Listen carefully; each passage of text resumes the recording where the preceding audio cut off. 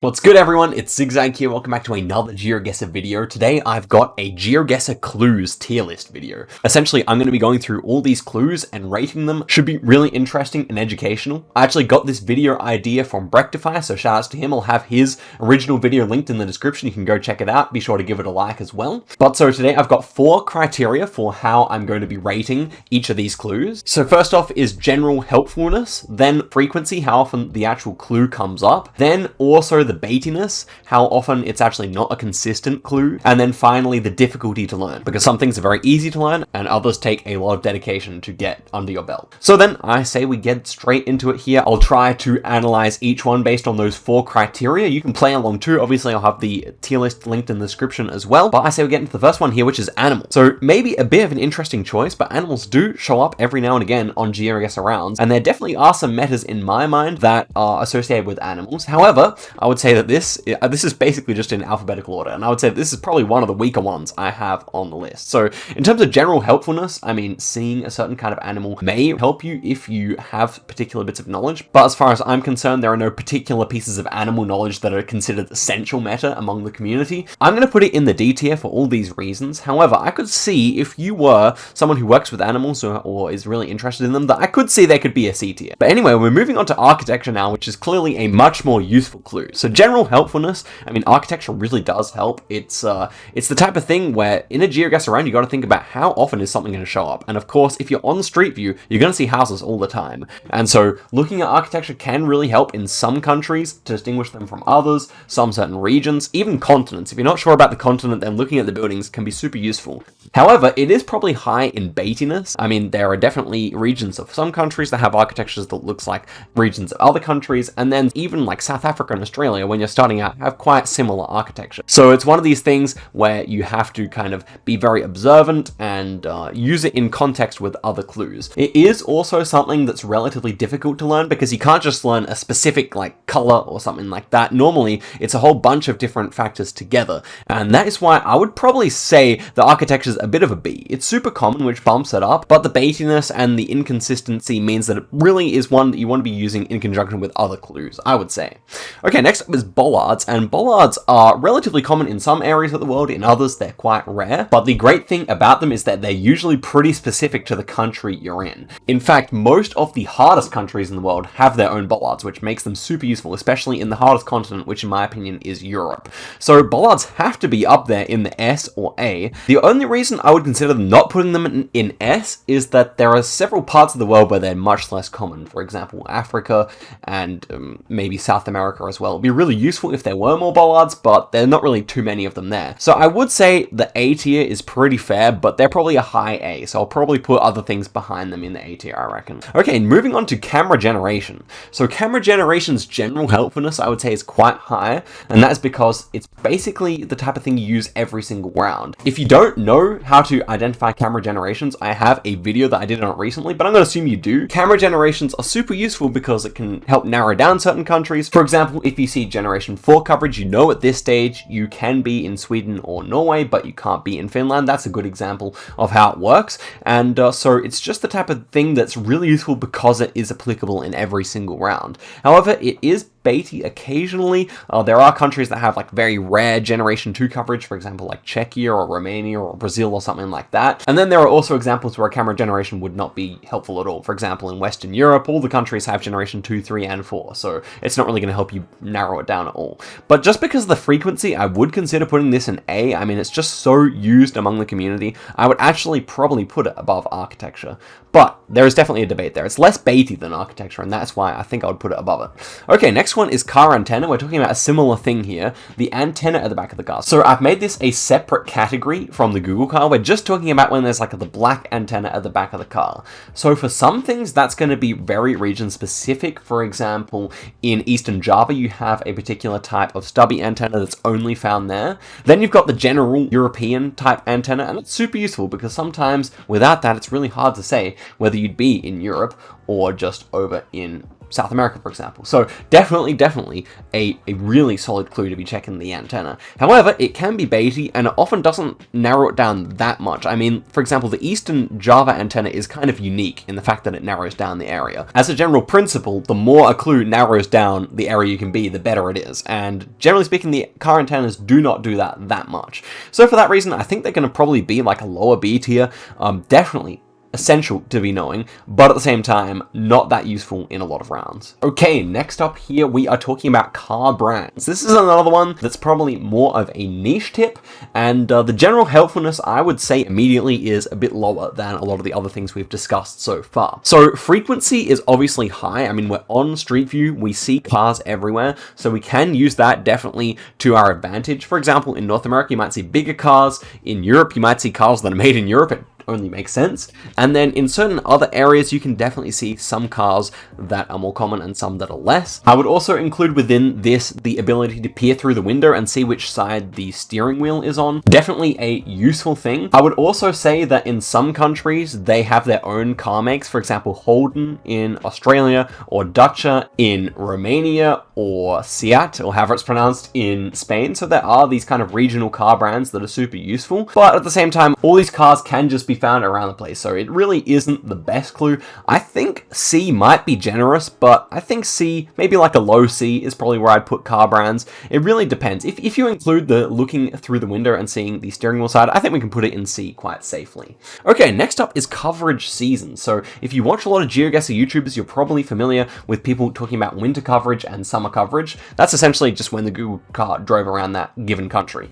And there are a number of countries that notoriously have a lot of winter coverage. For example, Hungary and Bulgaria, and then southern Russia recently. A lot of places that where the winter coverage is super useful for identifying. It just looks completely dead, no leaves on the trees, that kind of thing.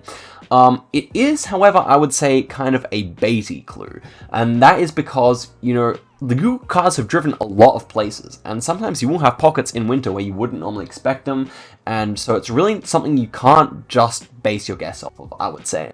And it takes a lot of learning as well. If we're talking about difficulty to learn, then you're going to be learning specific roads a lot of the time if you want to be the best, and that does take a lot of time, and it's quite difficult. So yeah, I would say that on a surface level, it's a pretty good clue, and then you get further and further in, and it becomes less useful, especially because they're always updating the Google car coverage, and so a lot of things will get phased out, a road will be recovered, and then all of a sudden what you learn is less useful. So I'm thinking of kind of like a low B tier here.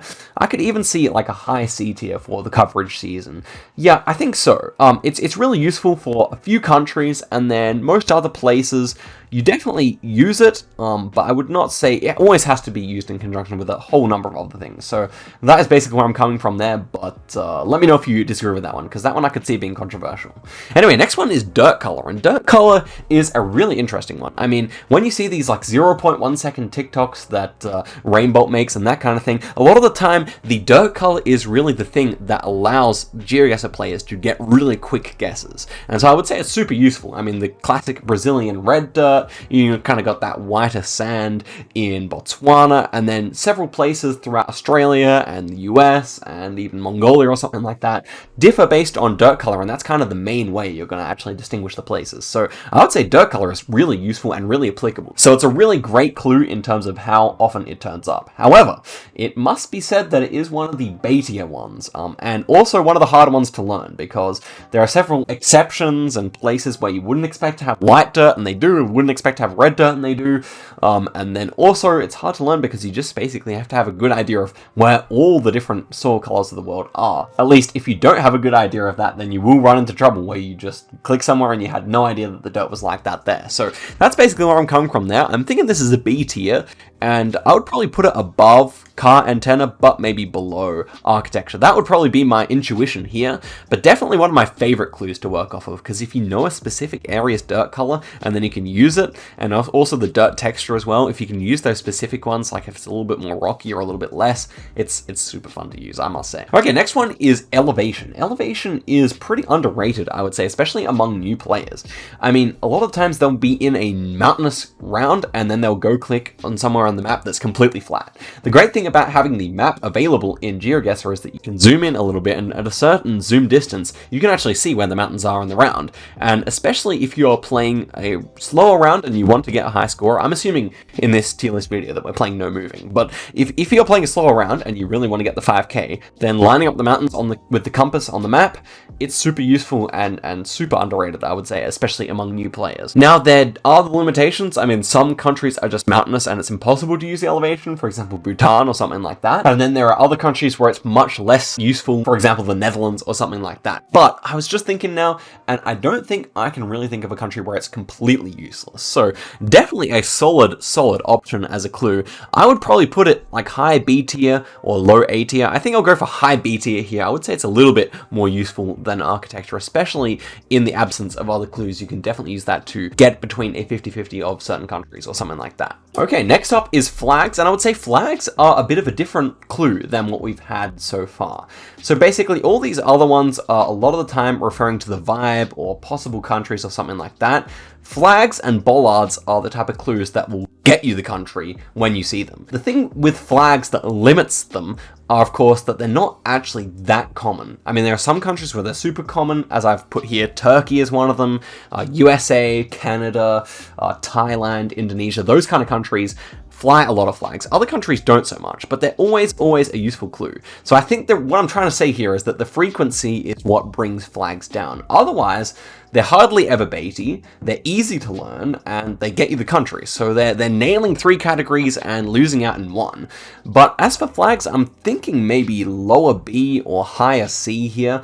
I mean, they're just not that common, and apart from that, they're really good. They're kind of like bollards, but just a whole lot rarer. I would say, at least at the competitive scene, I'm only going to be able to give them a high C here, but they are a really good clue. Let's not discredit them in any way. Anyway, the next one here is the Google car, and I feel like this one's actually kind of similar to the flag. We already talked about antennas, which is most common in Europe, most useful in Europe. However, the Google car is definitely most useful all around the world that's not Europe specifically. So roof racks in all of Africa, and then all throughout South America, you normally have some Google car visible. For example, most useful, I would say, is the Uruguay, Argentina, and Peru black car, and then the white car that you see in most of the other South American nations. I mean, just basically everywhere outside of Europe has some form of Google car, and it easily makes you pinpoint the country a lot of the time, especially with like Kenya and stuff like that. If not, it narrows it down in a way that really is beneficial to newer players. Now, I'd say for more experienced players, it's actually not that big of a factor, but just because of how much it gives you the certainty, it is a really strong clue. Now, I was even considering low A tier here. I think maybe B tier is more appropriate. But yeah, I mean, it is definitely more consistent than, for example, car antenna. And I would even say elevation may be trumped by the Google car. But maybe low A is the play here. I mean, Google car is just like, you know, it's kind of controversial. A lot of people don't like it. If you read a Geoguessr comment section, they really don't like the Google cars, I can tell you that. But overall, it is a solid clue. So yeah, I think I'll put it there, and we can jumble things around at the end if we so wish. Next one is guardrails, and guardrails, well, general helpfulness is highly dependent on what you can learn, and these ones, because they're kind of a binary, there's the A type and the B type of guardrails, and then they have different kind of colored reflectors inside them. But it requires a lot of learning, and I would say the yield is not that high, especially if you're playing a no-moving game. So this is probably one that is probably going further down the list here. The frequency is good on guardrails. I mean, a whole lot of Geoguessr rounds, because they're by the side of a highway, will have guardrails, and that is definitely useful. I mean, clues that turn up a lot are really good. That's why flags is so low.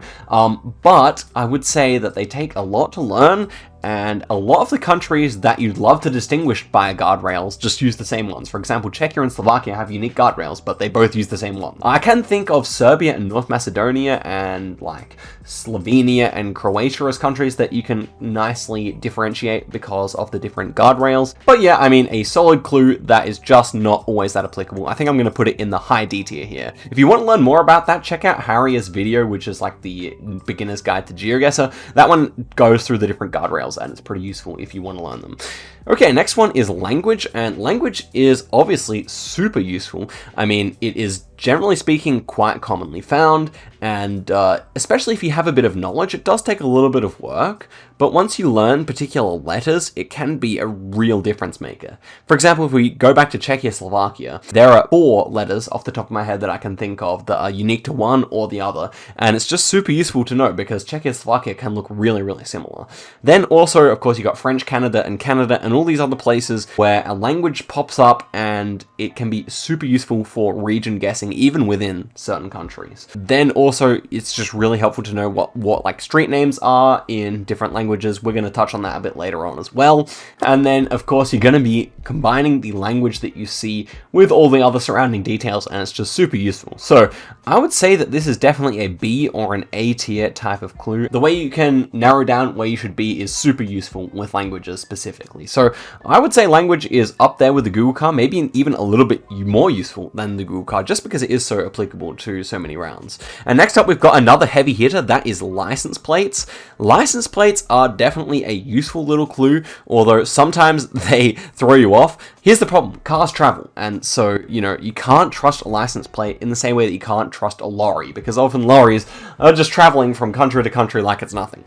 But at the same time, license plates, if you see more than one of the same one, can be super useful. American states, it's essential knowledge. For example, like this one, your yellow New York plates, or many others that are very subtle but very useful material to learn. So I would say that they are a bit more difficult to learn, but not that much more, and so I would definitely put these ones pretty high. One thing that's kind of underrated when it comes to license plates is that the length of them is often quite determinative of what continent you're in. For example, North America tends to use shorter license plates, whereas Europe and South America tend to use longer license plates. There are exceptions, but it's definitely a rule of thumb that's worth paying attention to. License plates are a super good clue, that's for sure. The blue strips on European plates, the yellow plates in certain countries, it all adds up to really good guesses, and definitely something that you cannot ignore when you're a newer player, and that when you're an experienced player you still fall back on relatively commonly, I would say. So I am thinking of putting this one up in the A category, maybe somewhere around Camera Generations or Bollards, but I am thinking at this point that maybe we should bump up Bollards just because we have a pretty stacked A category here, and I think Bollards are just kind of one of the greatest clues. So yeah, I think I will do that for the moment, but hey, we can scramble around later on if we so wish.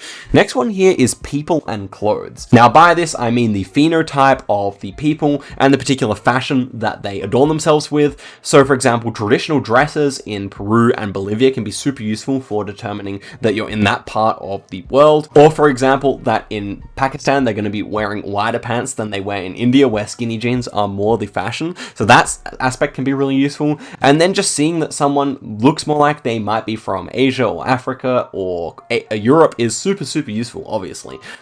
It's not that applicable of a clue, I would say. The frequency is obviously a limiting factor here, and then also the fact that it can be quite baity. Obviously, different people of different races live all over the world, and also because people's faces are blurred, it leads to sometimes you getting baited, and so this is a basket that you obviously shouldn't put all your eggs into, but definitely a useful clue. I would say it's more useful than animals and guardrails, and probably about as useful as car brands, so I would put it up here in the low C tier. I think that's pretty reasonable indeed. Okay, next up is phone codes. Phone codes are immediately something I would say is difficult to learn. So humans just not the best at learning numbers. I think you basically have to incorporate some memory techniques. You're not just going to remember the phone codes if you look at them once. But of course, if you work out which country you're in and you see a phone code, or maybe use a phone code to work out what country you're in, you're going to be able to get a really nice region guess based on it, especially in countries that are harder to learn. For example, Brazil. Phone codes come in clutch, man. They're seriously useful. And so if you dedicate yourself to learn some phone numbers in countries like Brazil, even France, a country that's pretty hard to region guess in the beginning, then you can really up your game and get some super close guesses. So baitiness is possible. It's possible to get baited. For example, today I was playing the round and all of my teammates thought it was Spain based on an 06 phone number, which I think is the Spanish area code, and then it ended up being just a French one on the Spanish border, but of course it was just the mobile phone number code for France. So yeah, I mean, definitely something that you want to consider when you're learning these phone numbers is that you have to learn surrounding countries' phone numbers as well some of the time, just so you don't get baited. But it is super useful, and getting those super close region guesses is very, very valuable, especially at the competitive stage. So I would say this one's probably a B tier. I think I would probably put it behind elevation and architecture, maybe on the similar level as dirt color here. So I think I'll probably put it around there, but definitely something that's worth learning. And it's kind of similar to flags, but it helps you get closer within countries, and that's why I'd put it above it, I think. Okay, next up is road angle, which I think is one of these clues that's only really useful once you think you've worked out where you are, and it helps you get a much more accurate guess and potentially that 5k points. So we can't discount it because it really can help in certain countries and in certain regions, but at the same time, it's one of these ones that's more of an experienced player's kind of thing, because you have to kind of have a good idea of where you are before it's actually quite useful. It also is only really useful on longer stretches of road, and if we're talking road angle, super useful on moving games, but we're not really covering moving games here, so it's definitely on no moving games, going to be kind of more down the list here. Now, it certainly can be useful in parts of, for example, Rondônia in Brazil, where you're often going to be on a grid, so going north to south, or at least on some kind of straight road as opposed to the rest of the country. Kind of the same in northern Victoria, which has more of a grid, as opposed to New South Wales, which doesn't in Australia. And definitely useful in other contexts as well, even if you're not going for the exact score. However, I would say that generally speaking, road angle not that useful in no moving games. I would say it's probably less useful than guardrail, more useful than animals, so that's what I'm going to say for it. But definitely, if we're talking about a moving game, then it's going to be a whole nother picture. Anyway, so next one here, we are talking about road and lines, and this is something I always tell people to learn when they're new. If someone asks me what's the most important thing to learn in Geoguessr, it's learning the road lines and the colors and how exactly they're marked. So for example, in this picture here, we have the short dashes on the side of the road in Sweden, a super useful hint. I mean, it would be really difficult, I think, to guess Norway, Sweden, and Finland apart, were not for the fact that they all have different outside lines, not to mention the fact that Norway's often using yellow inside lines, and then Finland's often using their own yellow inside lines in a completely different way. So, very, very useful. I would say every country, road lines are useful. Now, the problem is it can be a bit baity. Sometimes you have dashes on the outside of the road that look like Sweden, but they're actually in Estonia, or Spain, or something like that.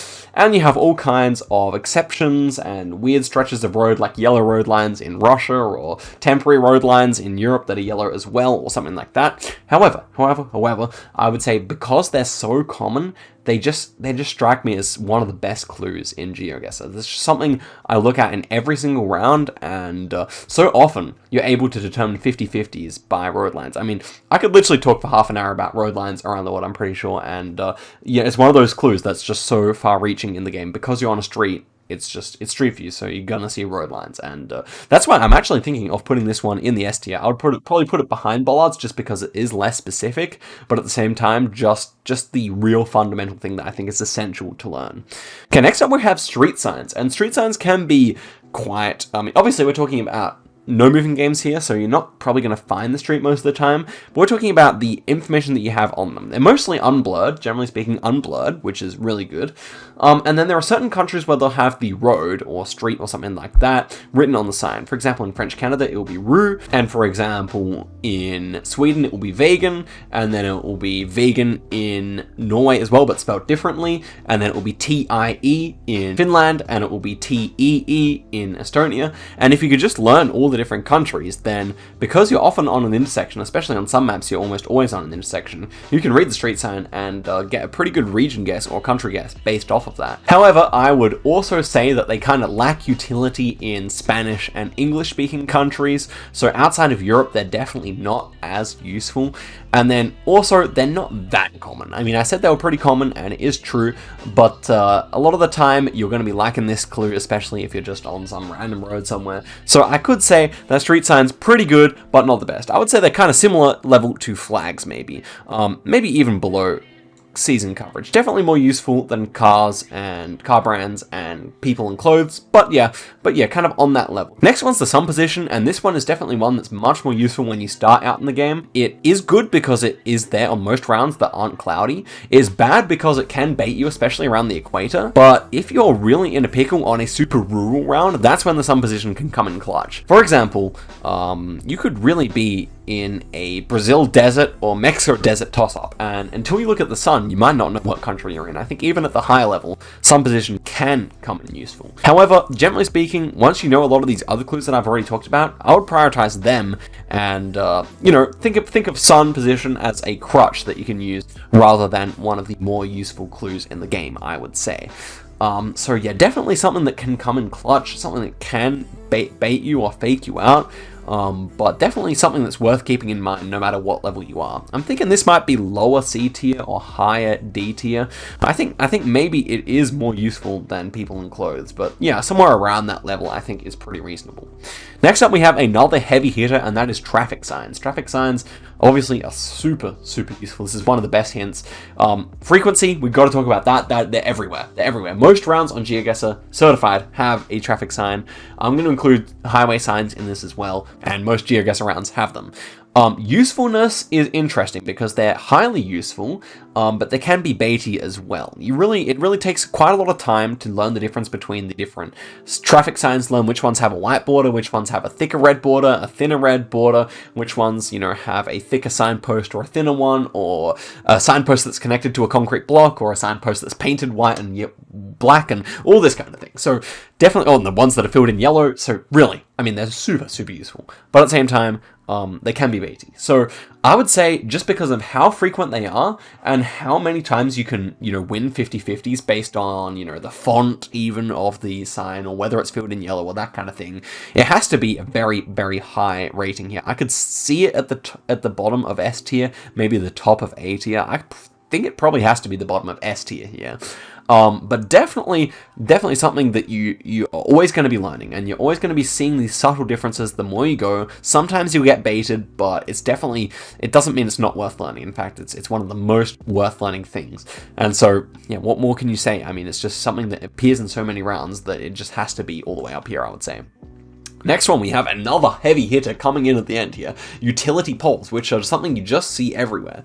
Now, this basically is kind of a similar kind of deal to what traffic signs was, where basically most rounds on Geoguessr will have some kind of utility pole involved in them, I would say. And let's not forget that pole tops are especially useful, and especially useful in some of the bigger countries, which just comes in massively clutch. Australia has some of the most unique poles. All around the country you get different pole conventions. Canada is another country with super underrated pole top conventions. Then also Indonesia, and then the actual pole shapes, for example, in Mexico. I mean, I could really go on here for quite a while, but definitely super useful. Baity as well though. Some are super generic, some can be found in multiple countries and so really lead to weird toss-ups, and sometimes you just get a pole that looks like it should be in one country and is in another. Looking at you Baltics, sometimes the poles that should be consistent are not. So where to place it here? I do think that kind of the upper A tier would probably be appropriate here. I think utility poles may be more useful than the camera generation, or at least more useful than license plates, I would say, just because the frequency with which you see them and the fact that so many times you can narrow down the place here. I think it's just something that's like at the pro level, because it's a lot of the time the only clue in the round, it becomes huge. So now we're moving on to the very last one, which is vegetation, which is another heavy hitter. It must be said. So we talked about animals at the start of the round, and of course animals are kind of rare, kind of inconsistent, and there's not that many breeds that you can see all around the world, but vegetation is kind of much different, where you see vegetation in basically every single Geoguessr round, unless you're in the UAE or Chile or something like that. And also, you're going to see a whole lot of specific vegetation, which is super useful. For example, piranha pines come to mind in Brazil, which are only found in the southern region of the country. And then, I mean, I can just think of a number of things. Sometimes the best clue in a country is the vegetation. For example, in Japan, if you have the cabbage on the side of the road, then you should be on Hokkaido. Or for example, certain regions in southern Philippines have many more palms than in northern Philippines, or something like that. So, guys, vegetation is hard to learn, and it can be baity, but it is just so strong in many situations. So I would say it's kind of a similar deal with like dirt color or architecture or something like that, where the baitiness level is high, the level to learn is high, but the utility is also really high. So I don't think it'd be right to put it all the way at the top, but definitely a solid B tier here, maybe just below architecture, makes a lot of sense. So guys, let me know what you thought of this video in the comments. I mean, I'd be happy to do some kind of a follow-up video video or some more tier lists in the future. Again, shout out to Rectify for the idea. Let me know what you disagree with as well, because I definitely think there might be some points of contention here with the order I've put things in. I think I've been relatively consistent throughout the board, but I could see, for example, flags moving higher, or maybe even street signs, just because of the pinpoint ability they give. But at the end of the day, a lot of things that are lower than they should seem at first are because I think they're a bit rarer. Well guys, I thank you very much for watching all the way to the end. Please like the video and subscribe if you made it all the way here. I'm talking to you watching right now. And yeah guys, I thank you very much for watching. So guys, until next video, I will say goodbye and have a nice day.